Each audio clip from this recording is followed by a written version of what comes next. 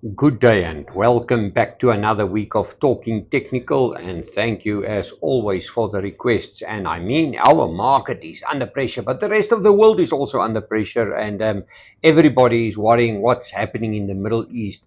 But strangely enough, gold is worrying everybody. But let's kick off with Glencore. Now, Glencore, remember, had one beautiful rally. Remember that theme of copper. It looks like nowadays the markets catch up on a theme.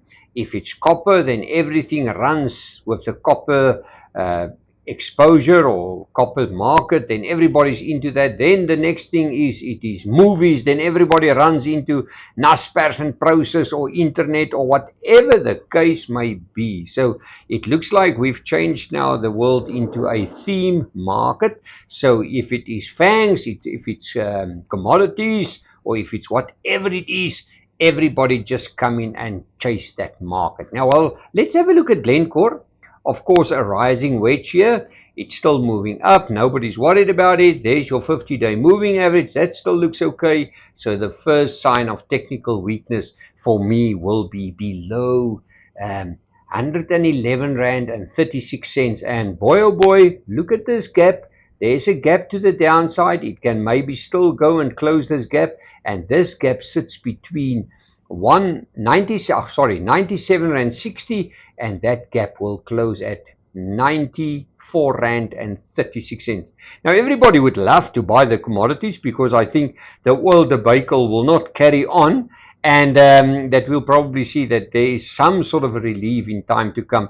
But at the moment, things are just going one way, and that is definitely for the up. Let's have a look at Brent oil. Now, Brent oil, of course, is the theme, because everybody says that oil can just go higher. I just want to take that out. I see a clear lamp pole formation here. Now, there you are. That was that shootout last week when it went up all the way to $113.98. But it's still moving higher. But I think this lamp pole formation will eventually give us a break. But where will it break to the downside?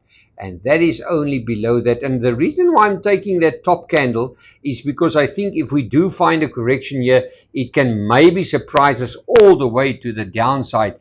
And that level will be 98.88, just below 100, 98.88. And everybody says that if it's above 100, it can maybe go and reach that old high of 113.98. So what we can maybe see is that the momentum can take the share or the Brent oil price higher, but for me below 98.88, we can easily lose some momentum and we can maybe come and close this gap. By the way, there's two gaps here. The one is sitting between 92.97. That one closes at 91.58. And the other one, can you believe it, is open here just at the 50-day moving average. That is sitting at 75.56. And that will only close at 73.43. Well, boy, oh boy, we hope that it comes back to that, because otherwise we will really hurt with the petrol price the way it is projecting at the moment. Let's have a look at gold. Remember, everybody was into gold, and I'm going to tell you a simple story. When I see what I read nowadays is that everybody is saying, well, they've got coins to sell. There's stock again. You can come and buy again. That's always a sign for me that there's plenty stock around. So just be a little bit careful. You don't need to buy it here right at the top. You can always wait for a pullback. Sometimes gold does not give a pullback, but that's also fine, because what we see here, and we did look at gold again, can you believe it? It's close to the 50-day moving average.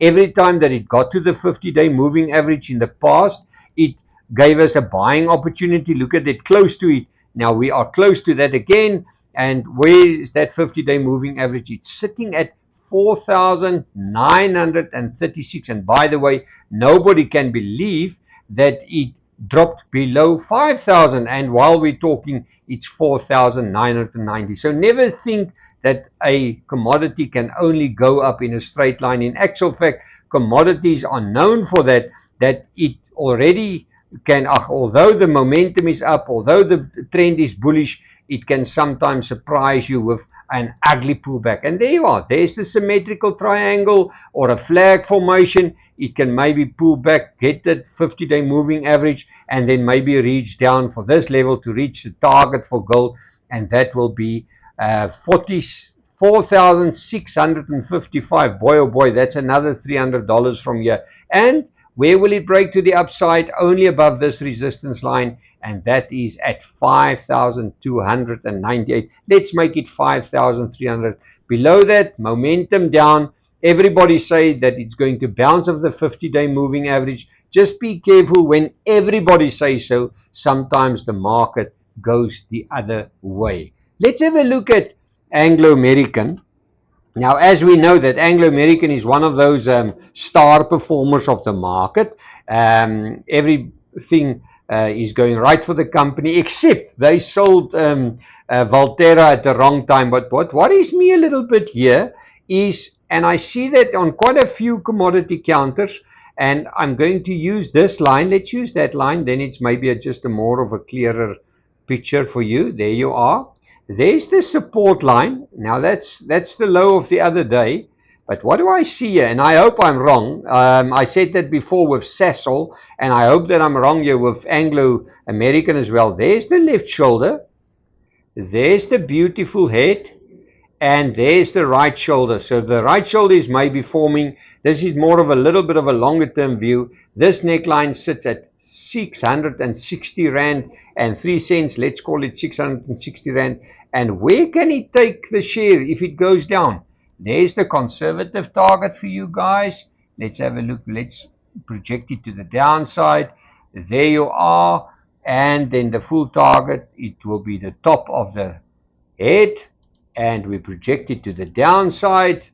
There you are. There's the neckline at 600, and let's do the projection for you. So maybe this share, we hope it doesn't happen like that, but this Anglo American can maybe break below 660. The target of the conservative target will be 609 Rand and 89 cents, and the full target, if it plays out, will be 534.19. And by the way, can you see that we're already trading below the 50-day moving average? So just be a little bit careful. Don't just say that the stock must go up or must go down. Let's rather look at the informed capital, and I've said it many times before.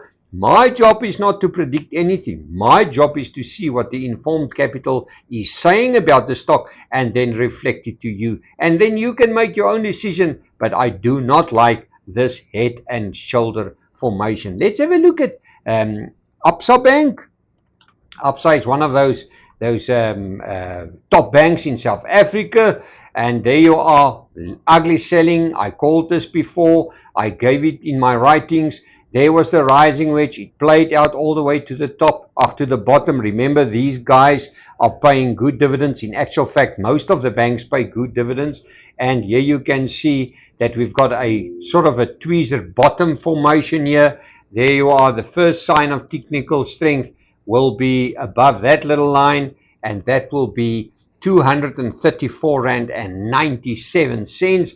We can maybe go back all the way to this 50-day moving average sitting at 252.46, and there's a tiny little gap at the top, right at the top. That's at 269.69, and that will close at 269.82. That's a few cents, but I've seen sometimes these gaps do close. And where's my stop loss? My stop loss is, by the way, the low of that candle, 225 Rand on the dot. And boy, oh boy, if it loses more momentum, it can maybe go and close this little gap. That gap sits between 221 Rand and 71 cents, and that will close at 217 Rand and 72 cents. So an interesting chart here, but most of the banks looks like they're a little bit under pressure, so maybe use some of the charts to have a look if you look at the other banks. But for me at the moment, it looks like that the financial shares had some nice selling. Some of them, remember, good dividends, nice PE ratios, so maybe we can expect some sort of a relief bounce out of the banking sector or the financial shares. And there's quite a few companies that you can look at. But, well, let's chat next week. Sorry for the sound last week. I forgot to put on this mic. Can you believe it? So it happens. So all the best. Visit our website www.fransdeklerk.com for more info. And as always, we will chat again.